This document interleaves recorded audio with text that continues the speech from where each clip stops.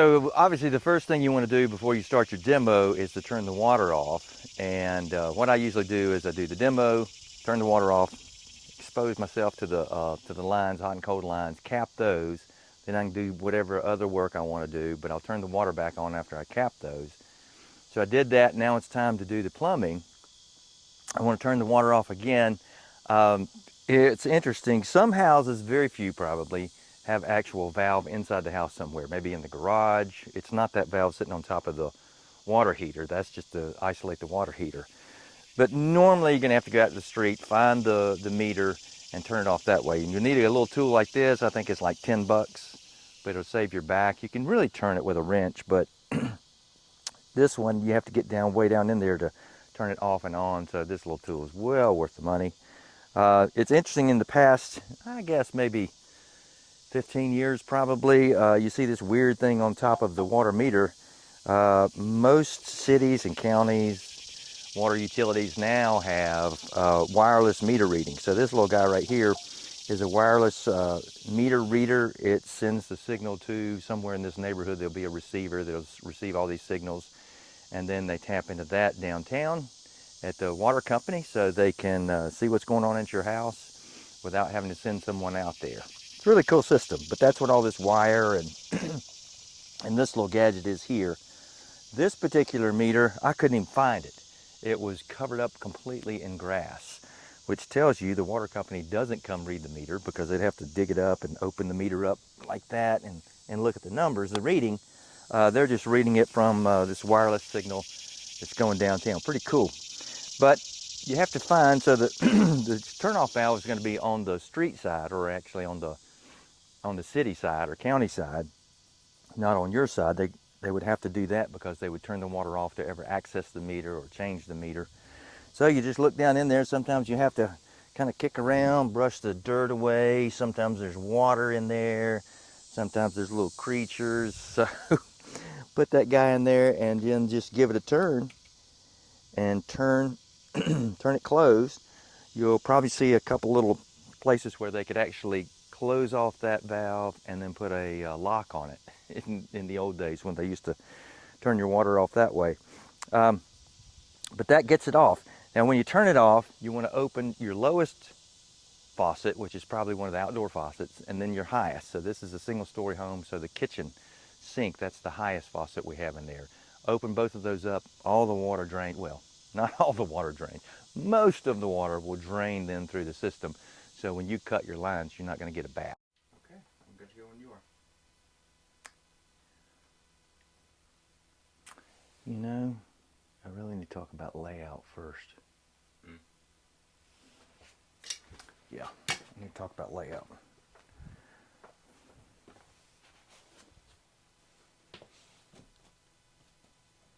Okay, let's start with the overview.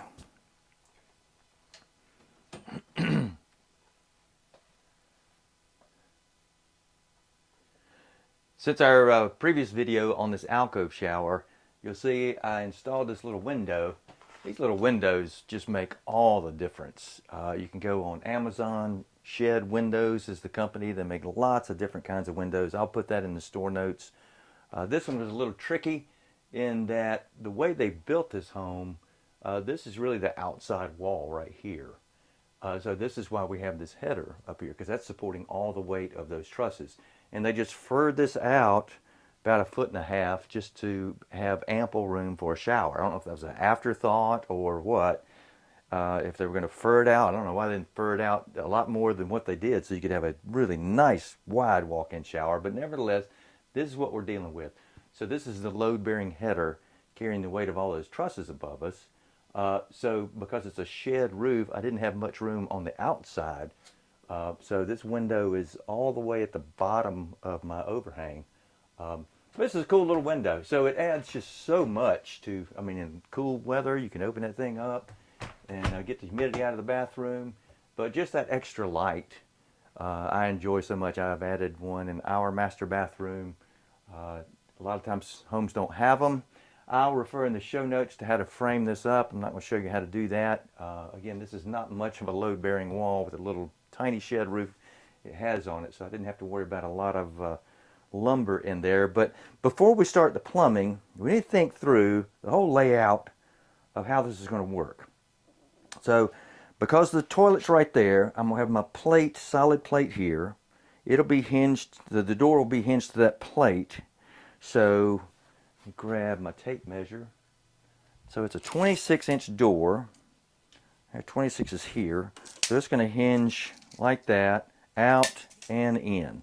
So I may have to check that towel rod right there. That may have to be moved once I get everything installed. But it may just miss because I'll be out this direction a little bit. But that'll work fine. So it'll swing out, but there's plenty of room to get in without hitting the toilet. But that's kind of how this one has to be. Now, because of that, I want my shower head on this end, and it's going to be a rain head. So when you have a rain head like that, and if you have never used a rain head shower, man, it's fantastic. They are so nice. Just they feel good to take a shower in there. But to make this a custom shower, we want to make it as excellent as we can. So you don't want to have the valve and the handle right here, because often in a rain shower it's coming straight down, so you want all the room behind you that you can. Plus no need to get wet when you turn it on. So I always relocate, and it is relocation because you almost always find the valve and the head all on one wall. I relocate it on this wall. But we got to think through something because I almost goofed up a couple of projects back. So I got a 26-inch door, and my client wanted that handle as close to the door as possible. They were retired, and they wanted to just be able to open that door, turn it on, and as easy as possible. Well, the problem is you could open the door out, but you couldn't open the door in if I left it there because it hits the door. Even one I came very, very close to, when the valve was down and the shower was off, it would open. But when you opened it, when you pulled the handle up, then the shower couldn't close back. So the location of that, you got to think through. This one, because again, I'd usually like to locate that handle right in the center of the shower as well as the head, but I can't do that. I've got all this support right here holding the weight of that header above me. So I may have to put the valve on this side, but I really don't have enough room. I'm just afraid that's not going to work. I can tell. When that valve is open, the handle is open, it's not going to close or open. So I'll locate it right here. It could be here, could be here, really doesn't matter. It's such a pretty one, I probably should just actually put it right here. I'll think through that, but I could put it, I may just do that because it's I'll show you in just a second. It's just a great looking shower handle by the Sunrise folks. And then you got to think about, okay, where am I going to put my my handle and my wand? So if I locate the handle here, I could put the wand on this side. I could put the handle here and the wand here, and that might make the most sense. Now this line, I went ahead and pre-ran it because I wanted to make sure in my head I keep my hot and my cold separated. So I put an H on it, but still, I'm going to run my hot water line high and my cold water line low. And it's kind of how I look back over here at this existing system. That's how they have it. So I'm going to keep that track. So I've run my hot line, and now that gives me an idea of where I can put that, both the niche, I've got that to put in the wall, as well as my valve and my handle. So you got to think through all this. So the head's here. I'm also going to install about 14 or 15 inches off the base of the shower a little foot niche for shaving of legs and that kind of a thing. And I'll tell you what I'm going to do with that one this time. I'm going to wait. I'm going to put it on this wall because that's really the only wall. You don't want to put it on this wall and have to hit your butt on the glass. So I'll put it on this wall, and I know I've never talked to a lady who wants it on the wall with her rain, the water coming right down on their head while they're shaving. So I'll put it here. So it's just, again, just about 15 inches off the base of the shower pan or shower base. And then the niche, I think, would work well right in that space. This space isn't wide enough.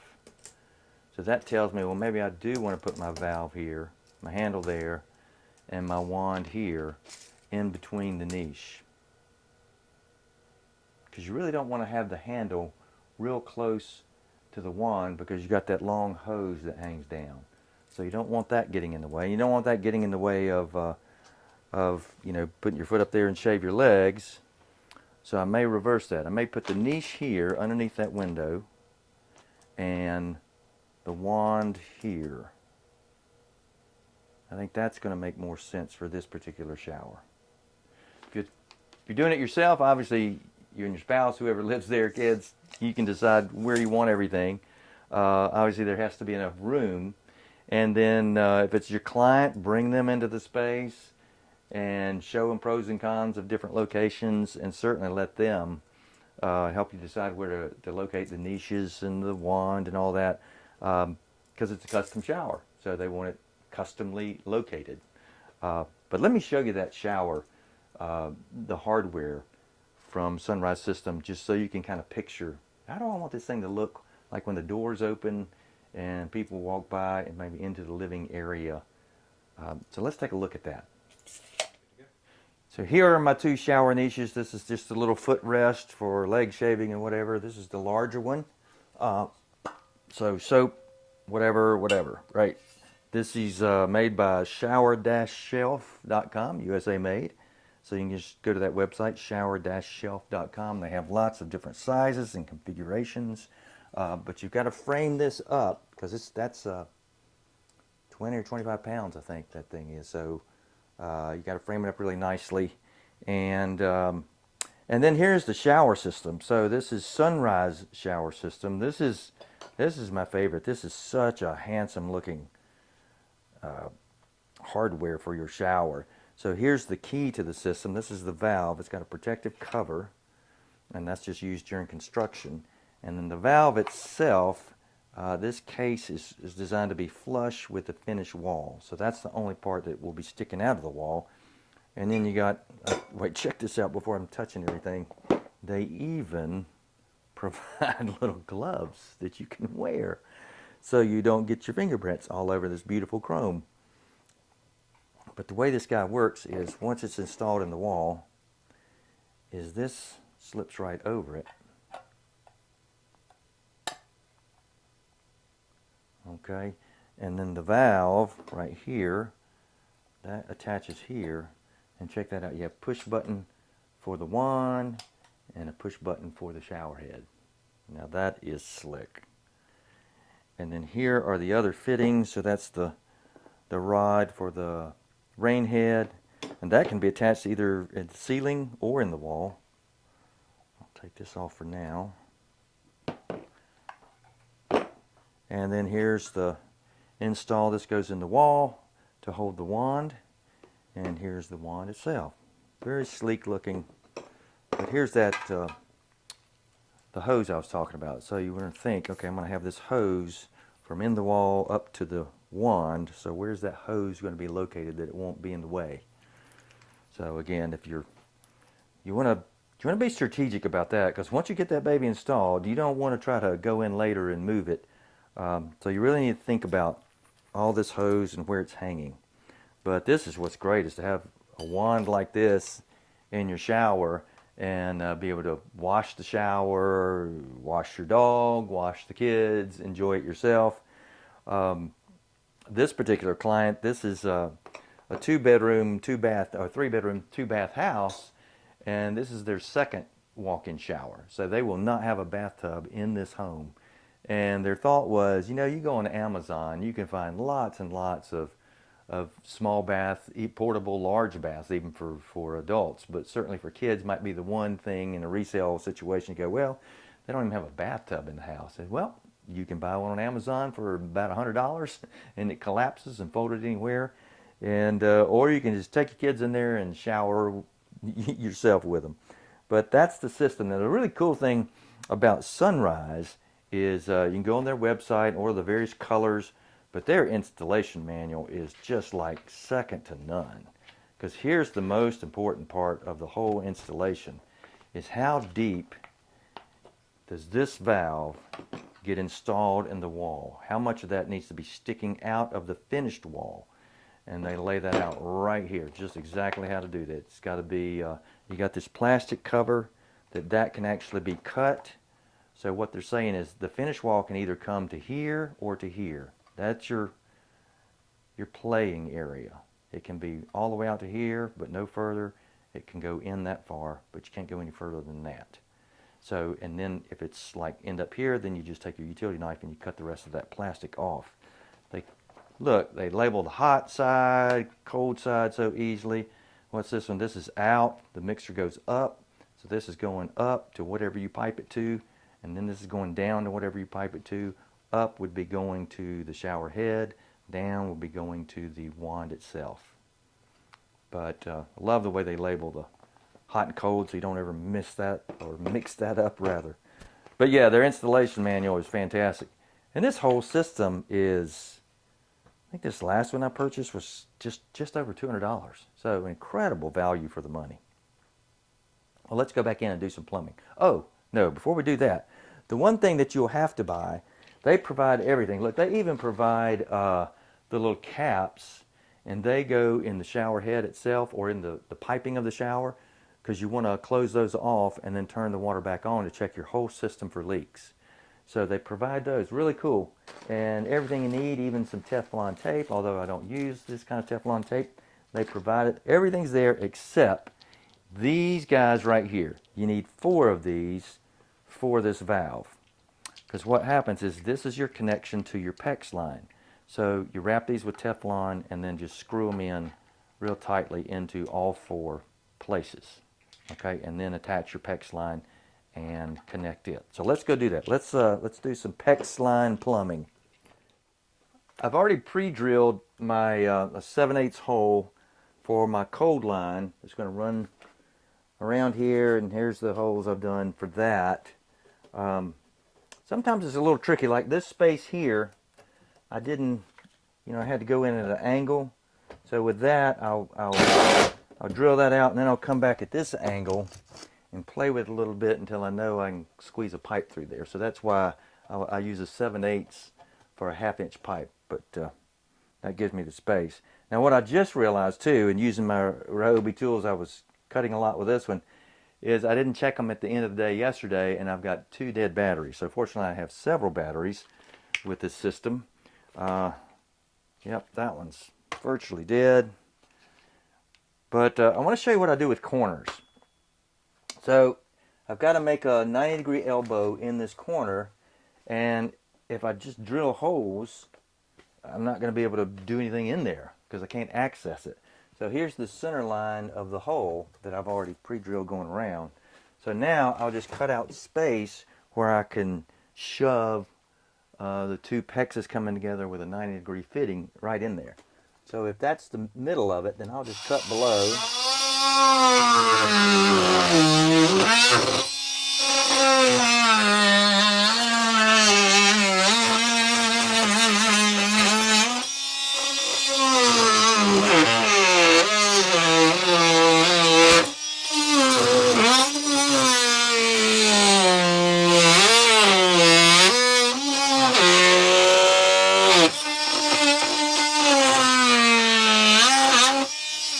Alright, I've gone in just about far enough. Now I want to get the height of it. I'm just use the width of that blade for my height. Just make it a lot easier getting this out.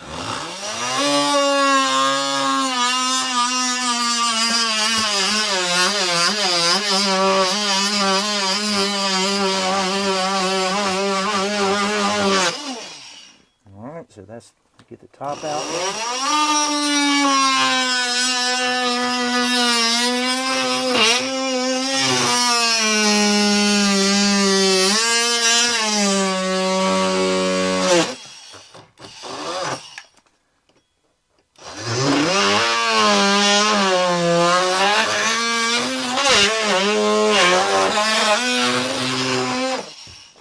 Should be about.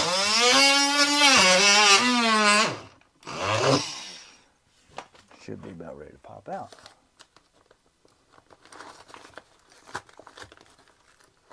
Well, didn't get through somewhere. All right, let's cut the other side.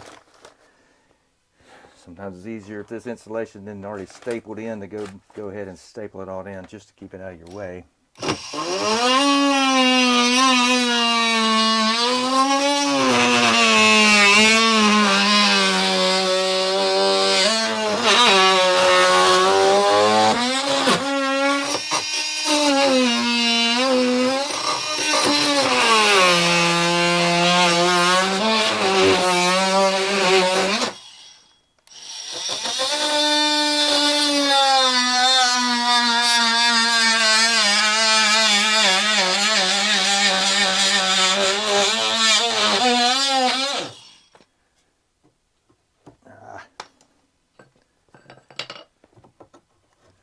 So you don't want to go in any further than you have to, so you don't jeopardize the structural integrity.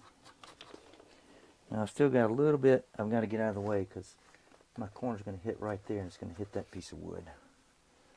So I need to get that out of the way.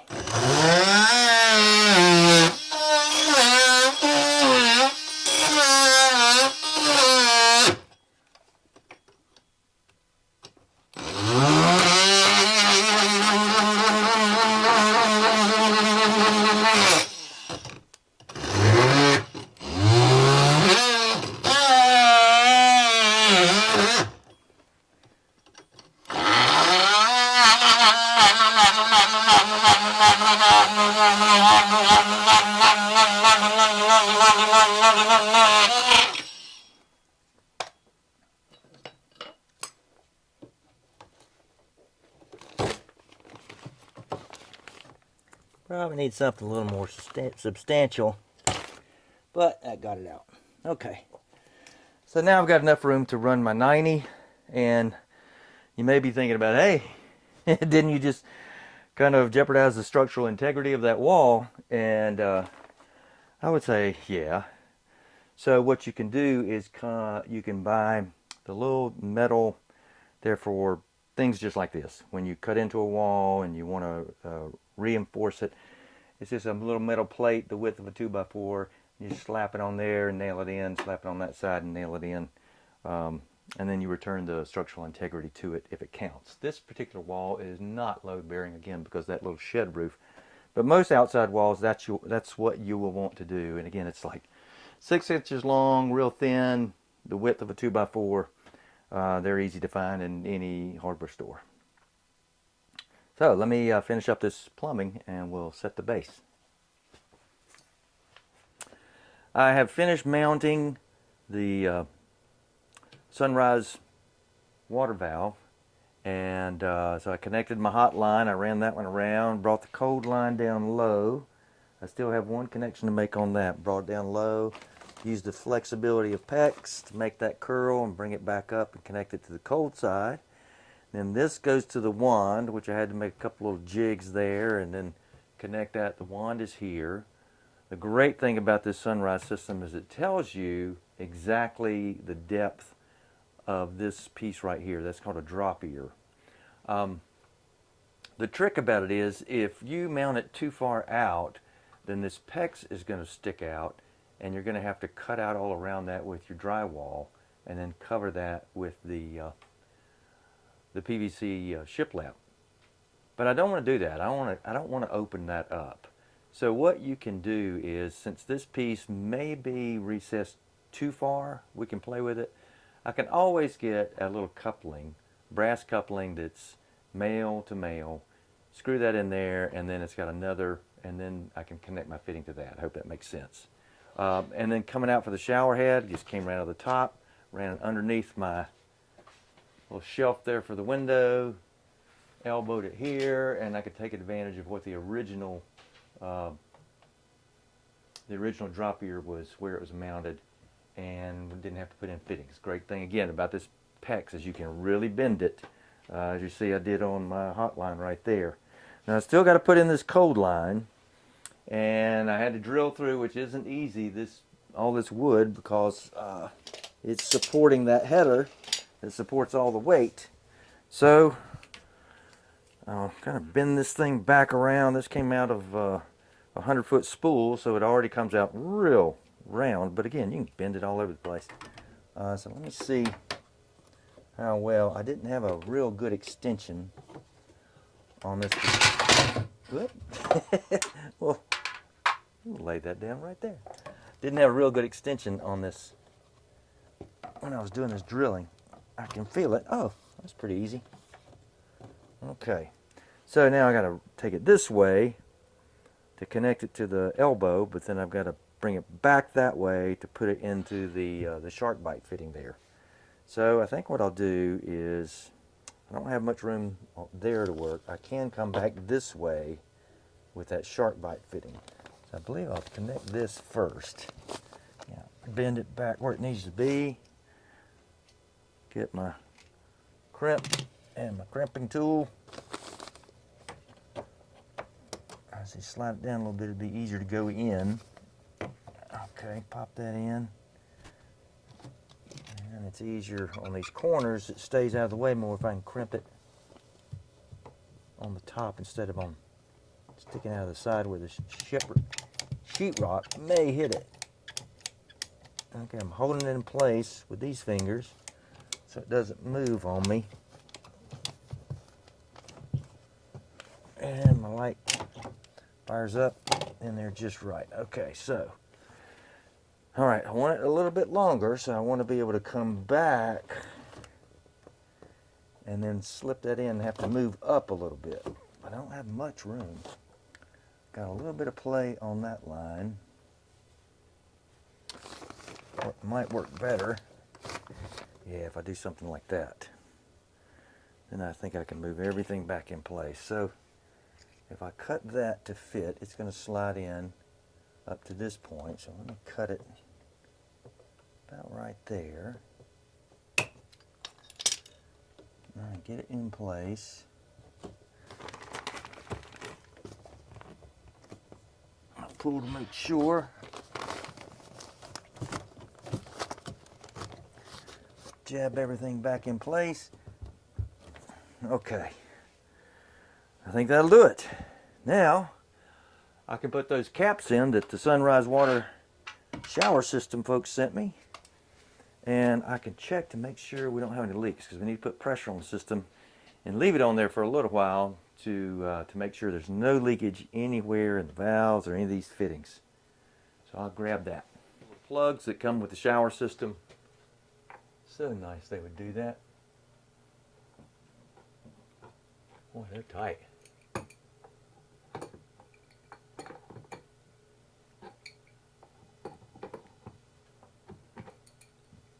They don't have any washers. I don't think we need it. I'll get up here. Since they're going in so tight and they're plastic. I like the way that feels. That thing can't leak. He said with all confidence. Okay, that'll be good. Now I'll go over here and put one in where the wand's going to go. Again, these drop downs are 1/2 inch female.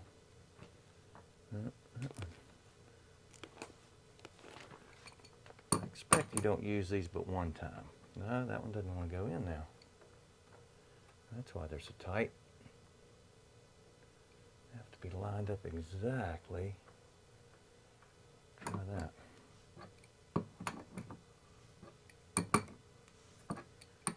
Looks like it's going in. And plastic certainly can't strip brass threads, so.